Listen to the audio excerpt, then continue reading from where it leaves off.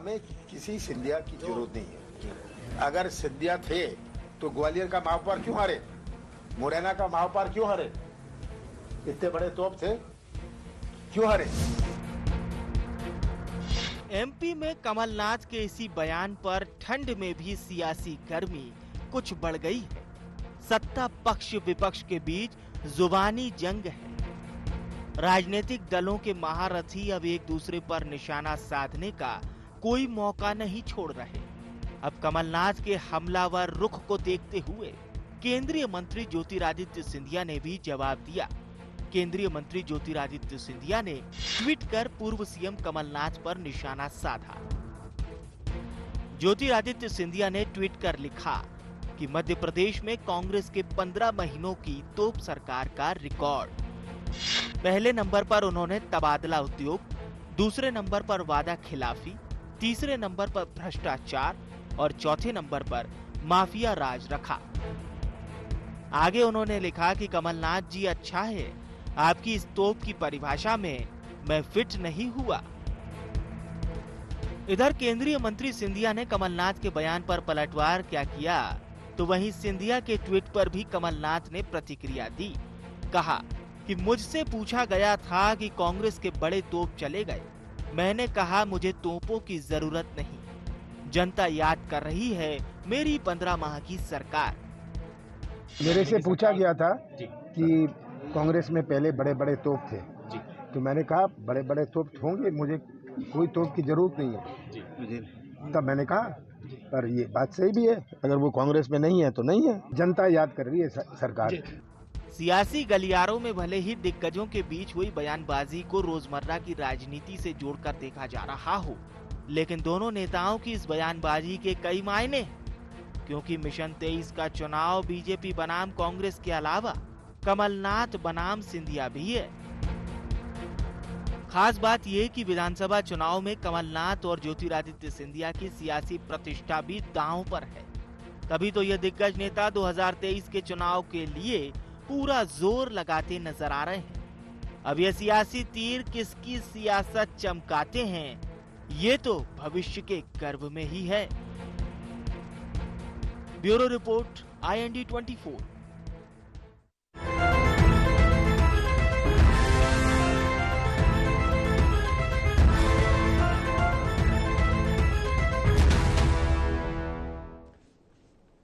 नमस्कार, IND agenda Kamal Nath बनाम सिंधिया में आपका स्वागत है। मैं हूं आपके साथ नवीन पुरोहित। चर्चा को विस्तार देंगे, उसके पहले IND एजेंडा के मुख्य बिंदुओं की तरफ एक निगाह डालते हैं।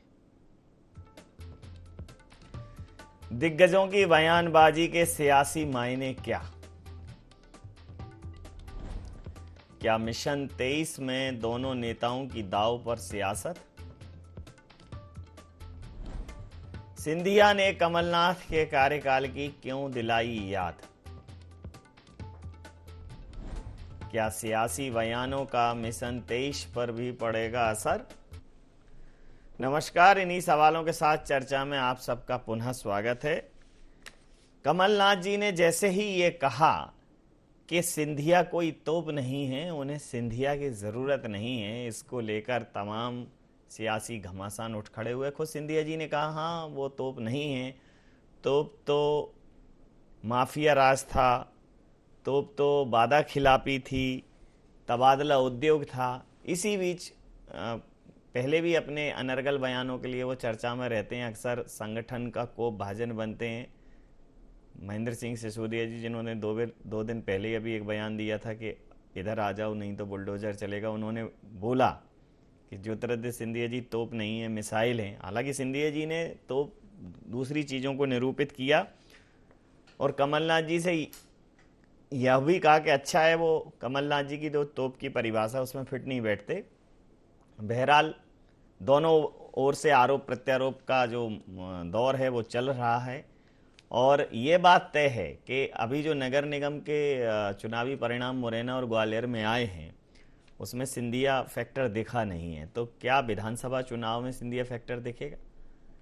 और सिंधिया फैक्टर वो फैक्टर है जो कभी कांग्रेस के खेमे से चुनाव अभियान समिति की अध्यक्षता उनके हाथों में हुआ करती थी, तो मध्य प्रदेश में इस बार सिंधिया दूसरी तरफ हैं, और उनकी दूसरी तरफ होने से, जैसा कि भारतीय जनता पार्टी अक्सर ये दावा करती है कि उनकी पावर बढ़ी है, उससे सिंधिया जी के आने से उनकी हिम्मत बढ़ी है, उनकी क्षमताओं में उत्तरोत्तर वृद्धि हुई है, तो वो क्या 2023 में दिखेगा परिणामों में? बहरहाल कमलनाथ जी और कांग्रेस इस बात से पूरी तरह आश्वस्त हैं कि अब उन्हें इस प्रकार की किसी भी कठिन परिस्थिति का सामना नहीं करना पड़ेगा। तो इसी मुद्दे पर करेंगे चर्चा। हमारे साथ चर्चा में शामिल है राजपाल सिंह सिसोदिया जी, प्रवक्ता हैं मध्य प्रदेश भारतीय जनता पार्टी के। आनंद जाट जी, प्रवक्ता मध्य प्रदेश कांग्रेस से हमारे साथ हैं। देवदत्त दुबे जी, वरिष्ठ पत्रकार हमारे साथ हैं। आप समस्त महानुभावों का बहुत बहुत स्वागत है। सीधा सवाल,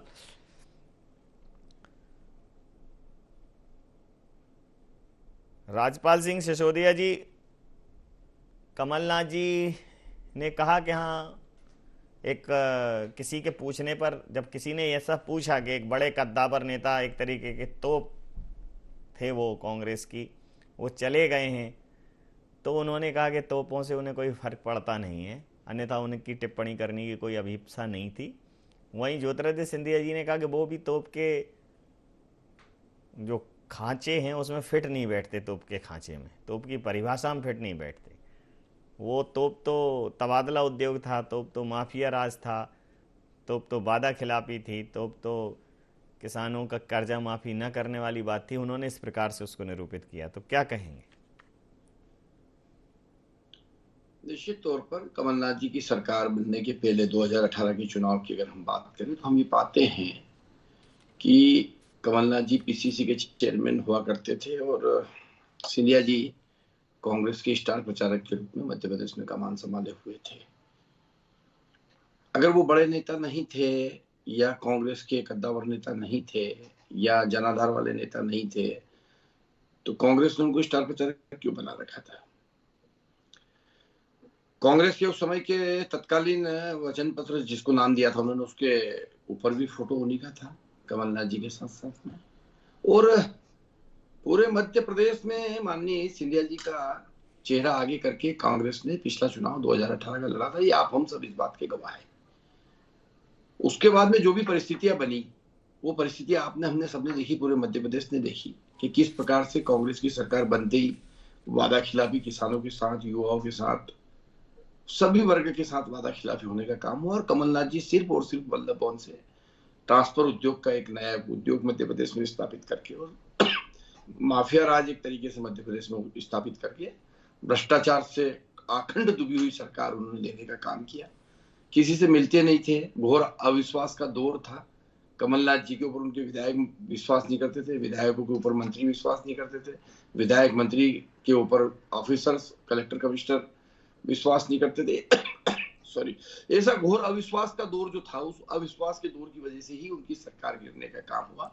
और जिन सिंधिया जी बात पे कांग्रेस में होते हुए आपका कांग्रेस में नहीं, मेरे थोड़ा गला खराब हो रहा है नवीन जी आज थोड़ा। अच्छा, मैंने सोचा सिंधिया जी की बात में तो नहीं रुंध रहा है। मैंने रुंध नहीं रहा है, एक्चुअली थोड़ा गले में खराश हो रही है। तो मैं ये कहना चाह रहा था कि सिंधिया जी का कांग्रेस में जब थे तब भी कमलनाथ जी ने कभी सम्मान नहीं करा, और जब वो वहां छोड़ के बीजेपी में आ गए उसके बाद भी उनको सिंधिया जी का ही फोबिया है, उसी के आसपास बात करते हैं। और स्वाभाविक है, नई नई दोस्ती और नई नई दुश्मनी दोनों को निभाने का एक अंदाज रहता है। वो कमलनाथ जी उस अंदाज को निभाने का काम कर रहे हैं, क्योंकि उनको आज भी ये लगता है कि उनकी सरकार इसलिए गिरी कि सिंधिया जी उनको छोड़ के गए। और वास्तविक में ये भी बात सही है, परंतु सिंधिया जी ने जो बात कही है आज अपने ट्वीट के माध्यम से कि वो उनकी तोप में फिट नहीं होते, वास्तविक में सही है, क्योंकि उनका चरित्र नहीं रहा इस प्रकार का कभी भी सिंधिया जी का, जैसा कांग्रेस का चरित्र है, जैसा कमलनाथ जी का चरित्र है। जिस प्रकार से कमलनाथ जी की ये कांग्रेस मध्य प्रदेश में 15 महीने सरकार में जब आई और सरकार में आने के बाद में जो भ्रष्टाचार इन्होंने करने के कीर्तिमान स्थापित करने का काम किया, वो मध्य प्रदेश की जनता ने देखा है। सवेरे एक डीएसपी का तबादला होता था, दोपहर में रुकता था और शाम को भी नई जगह पोस्टिंग हो जाती थी। एक ही दिन में एक अधिकारी के 3-3 तबादला आदेश आपने हमने देखे हैं। उस समय उस प्रतिक्रिया ले लेता हूं, की आपके साथ भी की। आनंद जाट उद्योग था तबादला, प्रतिक्रिया ले लेता हूं। आनंद जाट जी, सिंधिया जी ने कहा कि हाँ, वो उनकी कमलनाथ जी की तोप वाली परिभाषा में बैठते नहीं है। तोप तो जो है वो 15 महीनों की वादा खिलाफी थी, भ्रष्टाचार था, तबादला उद्योग था, माफिया राज था। तोप तो कमलनाथ जी की ये थी, मैं कहाँ तोप था। मध्य प्रदेश की जनता 15 साल से माफिया राज से, जंगल राज से कराह रही थी। उसका प्रमाण बताता हूँ। शुद्ध के लिए युद्ध मध्य प्रदेश में मिलावटी खाद्य सामग्री, किसानों को मिलावटी खाद और बीज, क्या शुद्ध के लिए युद्ध चलाना अच्छा काम नहीं था? जनता का हित का काम नहीं था? कृषि मंत्री कमल पटेल साहब ने विधानसभा में स्वीकार किया कि 27 लाख किसानों की 11,000 करोड़ की कर्ज माफी हुई। अब चाहे मुख्यमंत्री हों, चाहे सिंधिया जी हों, ये सब उन्हें झूठा साबित करने की कोशिश कर रहे हैं। अभी राजपाल जी भी उसी तरह की बातें कर रहे हैं। तो ये भारतीय जनता पार्टी की अंदरूनी गुटबाजी है, इससे ज़्यादा कुछ नहीं है। फिर आज गौमाता के नाम पर राजनीति करने वाले ये बताएं कि गौमाता की दुर्दशा के लिए कौन जिम्मेदार है? क्या किसान कर्ज माफी पुण्य का काम नहीं था? गौमाता को आश्रय देना पुण्य का काम नहीं था? वो विजन कमलनाथ जी ने दिया, और वो कोई विजन वाला नेता कर सकता है। शिवराज सिंह चौहान जी बार बार कहते हैं गरीब का बच्चा, गरीब का बच्चा, गरीब माताओं बहनों का हितैषी। माताओं बहनों को 150 रुपये पेंशन पिछले 15 साल से मिल रही थी। उस पेंशन को 600 रुपये करने वाले कमलनाथ जी की कांग्रेस की हाथ के पंजे की सरकार थी। क्यों नहीं किया? मैं ये पूछना चाहता हूं। तो कमलनाथ जी की सरकार का बच्चा बच्चा मध्य प्रदेश का इंतजार कर रहा है, और इसका इंतजार मैं बता देता हूं क्यों कर रहा है। भारतीय जनता पार्टी का दृष्टिपत्र जो है, उसके 4 वादे राजपाल जी नहीं बता पाएंगे, लेकिन आज मैं ये विश्वास के साथ कह सकता हूं कि अभी राजपाल जी वो मध्य प्रदेश कांग्रेस का वचन पत्र जो मध्य प्रदेश के बच्चे बच्चे में लोकप्रिय है, उसके वादों की झड़ी लगाएंगे कि ये नहीं हुआ, ये नहीं हुआ, ये नहीं हुआ। किसान कर्ज माफी करके दिखाई। महाकाल कॉरिडोर का विस्तार हमारी योजना थी। 17 अगस्त 2019 को 300 करोड़ रुपए मध्य प्रदेश की कमलनाथ जी के नेतृत्व वाली सरकार ने 300 करोड़ रुपए आवंटित किए थे महाकाल कॉरिडोर के विस्तार के लिए। हर चीज तारीख के साथ बताऊंगा कि क्या क्या हमारी सरकार ने किया है। ओम रेखा सर्किट का विस्तार किया। हम ओंकारेश्वर का विस्तार करने वाली योजना भी ला रहे थे। मध्य प्रदेश में प्रभु श्री राम के पवित्र चरण पड़े। ये बात आज बच्चा बच्चा जानता है। तो उस विजन को लाने वाले कमलनाथ जी थे। राम वन गमन पथ लाने वाले कमलनाथ जी थे। क्यों 15 साल में नहीं किया कुछ?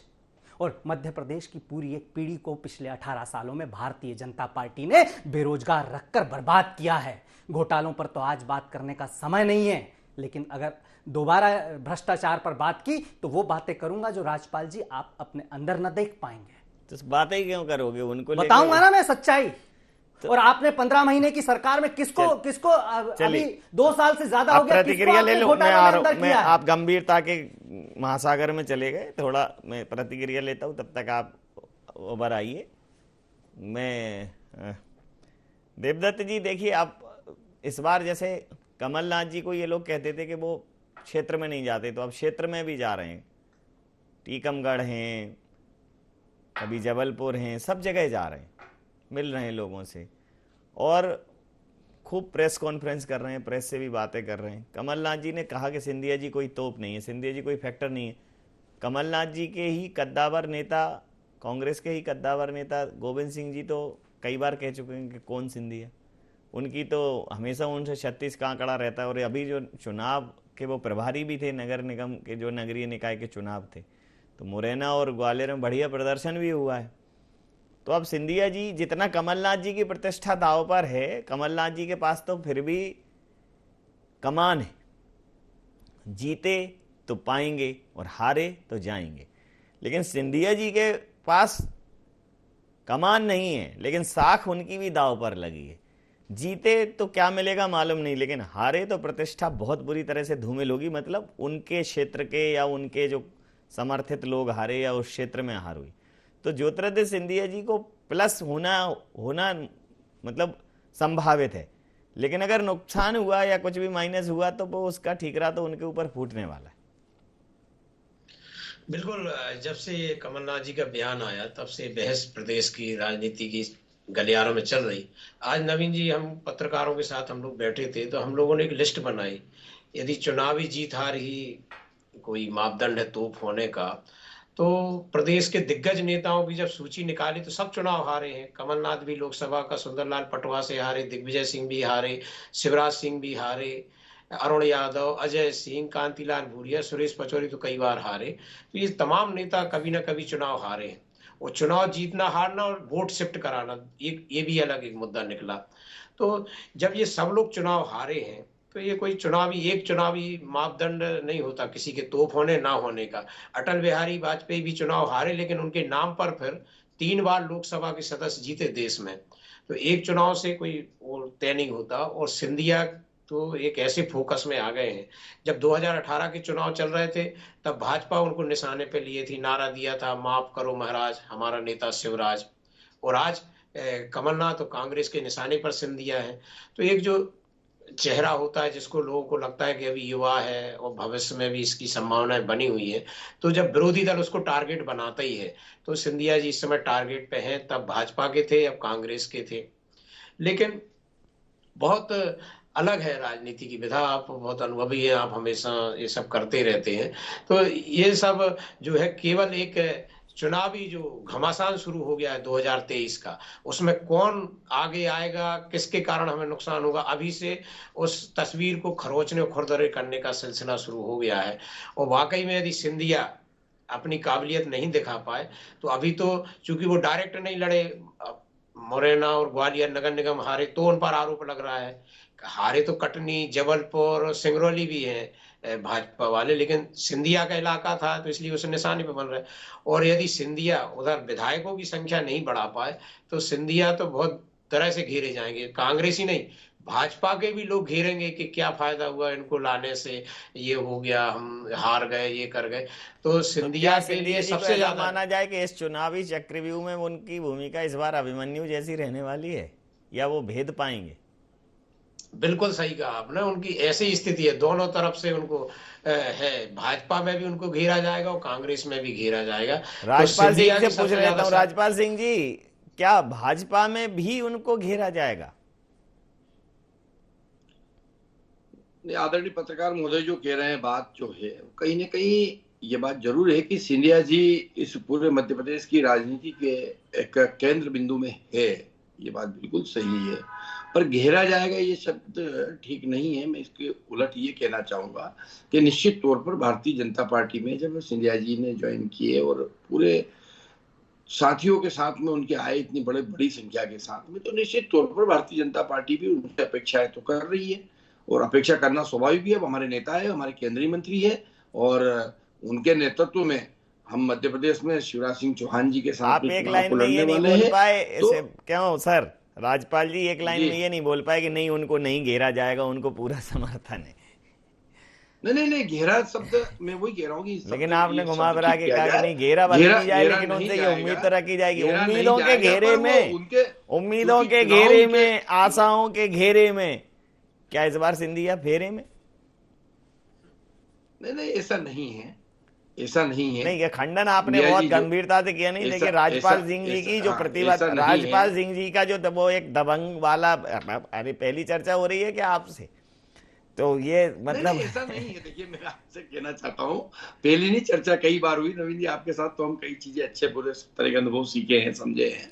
मैं ये कहना चाहता हूँ, आपको देख के मुझे ये गजल, मुझे जगजीत साहब की गजल याद आ रही है कि तुम जो इतना मुस्कुरा रहे हो, क्या बात है जो छुपा रहे हो, बता दो कोई बात नहीं। मतलब इस बार क्या उनके ऊपर उम्मीदों का इतना उम्मीदों का पहाड़ रखा जाएगा और उन्हें मिलना क्या है ये तय नहीं है, लेकिन उनसे लेना क्या है ये तय। उन्हें जो मिलना है वो तो आज जिस मुकाम पे है वो मध्य प्रदेश के हमारे नेता है, दिल्ली की सरकार में एक बड़े ओहदे पे है और वो अब तो मध्य प्रदेश के भारतीय जनता पार्टी के एक कार्यकर्ता के हृदय में है सिंधिया जी, और सब लोग उनके साथ है। ऐसा नहीं है कि उनको घेरा जाएगा कि उनके ऊपर किसी बात का, पर हाँ ये बात निश्चित तौर पर है कि वो हमारे नेता है मध्य प्रदेश के, और जब वो नेता है तो निश्चित तौर पर कहीं ना कहीं उनका जो लाभ पार्टी को मिलने वाला है वो मिलेगा। पूछ लेता हूँ, अच्छा ये बात बताइए आनंद जी कि भाई सिंधिया जी गए, सिंधिया जी कोई तोप नहीं थे, माना तोप नहीं थे, तमंचे थे, एक छोटे से कारतूस थे, एक माचिस की तीली थे, लेकिन नहीं उपमाएं नहीं, लेकिन कुछ तो थे, जाने क्यों दिया? मतलब तोप होगे तो ही परवाह करोगे, छोटे की परवाह छोटे की क्यों नहीं करोगे? पर हाँ, आदरणीय कमलनाथ जी आज मुझ जैसे छोटे कार्यकर्ताओं की ही कदर कर रहे हैं, ये सबसे अच्छी बात है। और मैं मेरे जैसे आज कर रहे हैं। लाखों कार्यकर्ताओं, नहीं आज क्या, वो तो 2018 में ही तो आए थे। उसके पहले 2008 में क्यों नहीं सिंधिया जी ने चुनाव जितवा दिया? 2013 में क्यों कमलनाथ जी तो नहीं थे? लेकिन जब कमलनाथ जी आए, मध्य प्रदेश की जनता का साथ मिला। 2008 में तो पचौरी जी के उसमें था। तो फिर सिंधिया जी 2013 में चुनाव समिति के अध्यक्ष थे, 2018 में भी थे, तो उनके चेहरे पर चुनाव कहां लड़ा? फिर आप ही लोग तय कर लीजिए। जब 2013 में भी वो चुनाव अभियान समिति के अध्यक्ष थे, 2018 में भी कांग्रेस की चुनाव अभियान समिति के अध्यक्ष थे, तो कमलनाथ जी के नेतृत्व में चुनाव लड़ा और कमलनाथ जी मुख्यमंत्री हो गए। और सर, जो आपने कहा ना कि वो क्यों चले गए, क्यों जाने दिया, 12 से 15 सरकारें जो हैं 2014 के बाद खरीदी गई हैं, एक नहीं है।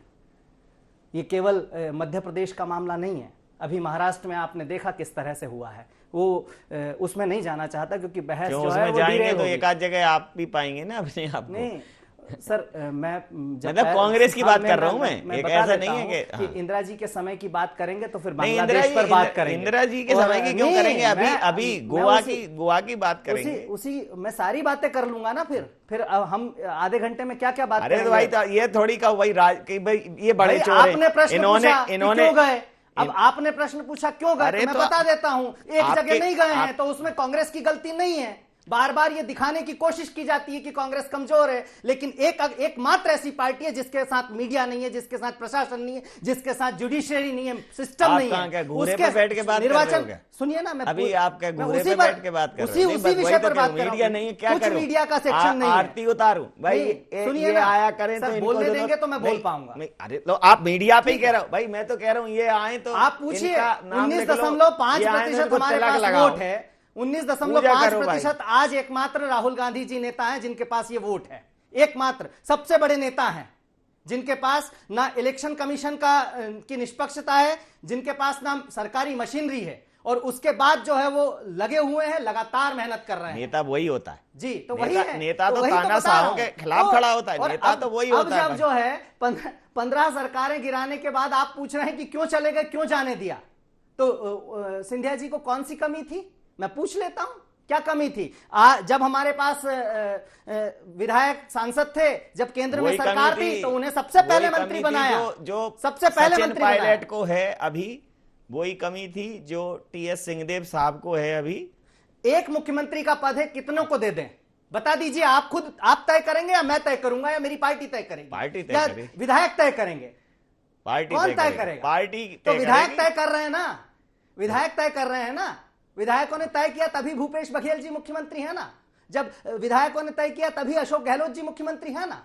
और मध्य प्रदेश में भी विधायकों ने तय किया था तभी आदरणीय कमलनाथ जी मुख्यमंत्री थे। ये मैं बहुत महत्वपूर्ण बात कहना चाहता हूं जो विषय से संबंधित बात समझिए। घरों में बंटवारे होते हैं ना, तब दो लोग तय कर लेते हैं। बंटवारे तो शिवराज महाराज नाराज और लफाज जैसे गुटों में भारतीय जनता पार्टी बटी हुई है आज। मैं दूसरी बात बहुत महत्वपूर्ण अपने कार्यकर्ता साथियों से कहना चाहता हूं आपके माध्यम से, और वो ये है, मीडिया तो आपकी सुनती नहीं है। वो बुलडोजर जिसकी बात सिंधिया खेमे के मंत्री कर रहे हैं, उस बुलडोजर को याद रखकर इस बार काम करना और बता देना कि क्या ताकत होती है कार्यकर्ताओं में। कांग्रेस के कार्यकर्ता वो कार्यकर्ता हैं जो गोरों से लड़े थे और अब चोरों से लड़ेंगे। ठीक है, लेकिन गोरों से लड़ो, चोरों से लड़ो, औरों से लड़ो, अपनों से मत लड़ो। यही तो कह रहा हूं कि एक दूसरे के साथ ऐसा प्रहार करना कि ये जो बिकाऊ है ना, ऐसा जनादेश आना चाहिए कि ना कोई बिकाऊ बेच पाए और ना कोई खरीदने वाला खरीद पाए। जनता का साथ रहे और कमलनाथ जी मुख्यमंत्री हो और हम सब की सरकार हो। हम जनता को ऐसी सरकार दे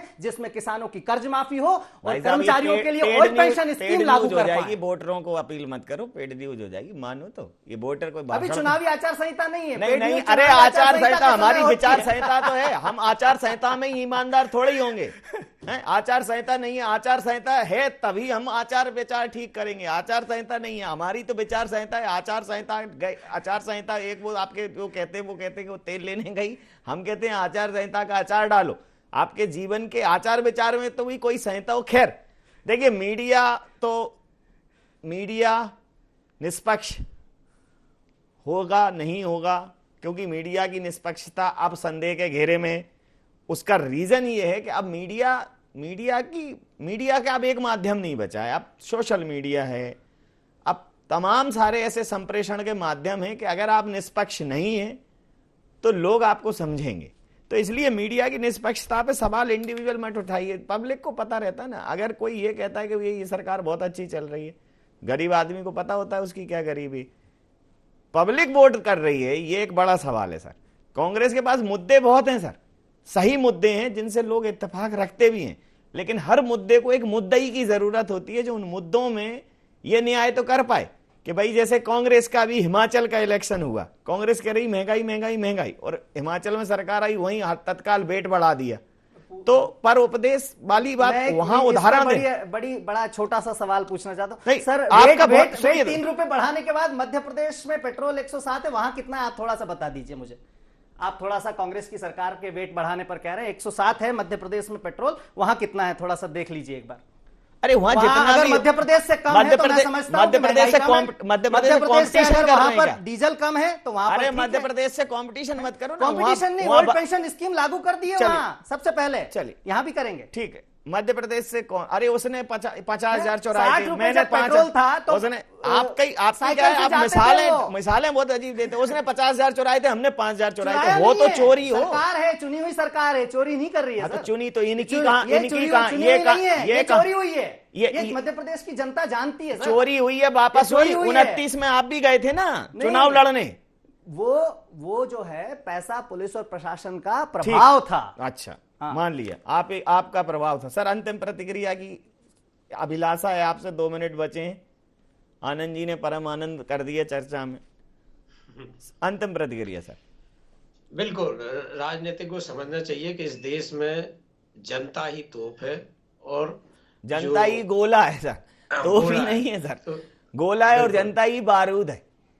बिल्कुल जी। तो आप जिसके साथ वो है वो तोप है, और जिसके साथ वो नहीं है वो तो फिर शून्य है। और किसी को किसी अहम में नहीं पड़ना चाहिए। जो जनता के साथ रहेगा, जो दीवारों में रहेगा वो नहीं, जो दिलों में रहेगा वही देश पर राज करेगा। और बहुत सरल भी है, यदि ये राजनीति करना चाहे, यदि सेवा संकल्प हो जाए तो राजनीति बहुत सरल है। अन्यथा मैनेजमेंट के दौर में तो बहुत कठिन होती जा रही राजनीति, जहां जाति धर्म पैसा और इन सब का जो उपयोग हो रहा है और बयानों के जो तीर छोड़े जा रहे हैं, वो भाषा को संयमित करने की जरूरत है। मुझे लगता है कि मध्य प्रदेश की राजनीति शांत प्रदेश की बहुत अच्छी रही है। तो इस दिशा में सब जाएंगे कि हम एक अच्छा प्रदेश बनाने के लिए अच्छे शुभ संकल्प लें और उन पे काम करें, और जिससे जनता का समय सीमा के बहुत माफी के साथ सर शुभ संकल्प पे ही हम ये चर्चा समाप्त करेंगे कि आपकी अपील जनता तक पहुंच जाए कि शुभ संकल्प ले वो जनता। तो बहुत धन्यवाद, बहुत आभार हमारे साथ इस चर्चा में जुड़ने के लिए। तो लोकतंत्र में जनता ही तोप है, जनता ही बारूद है और जनता ही गोला है। लेकिन वर्तमान परिस्थितियों में मीडिया की स्थिति कहीं शबनम और कहीं शोला है। और ज्यादा मत बोलिए, क्योंकि अगर आप बोलेंगे तो वो बोलेगा कि आपने उसके लिए बोला है या इसके लिए बोला है। जनता के हक और हुकूक में अब मीडिया की आवाज नहीं उठती, ये सामान्य परसेप्शन बनने लगा, एक सामान्य जो एक परिदृश्य बनने लगा, ये जनरल परसेप्शन। तो जनता की आवाज तो कोई नहीं उठाता है, जनता को ही उठानी पड़ेगी। और जब जब जनता उठी, अच्छे उठ गए, तो उठिए, खड़े होइए और सच के और सही के पक्ष में मतदान कीजिए, सही को चुनिए और फिर आगे बढ़ाइए, खुद भी बढ़िए, देश को बढ़ाइए। IND एजेंडा में नहीं, आप बन रहिए IND 24 के साथ और देखते रहिए IND 24। नमस्कार।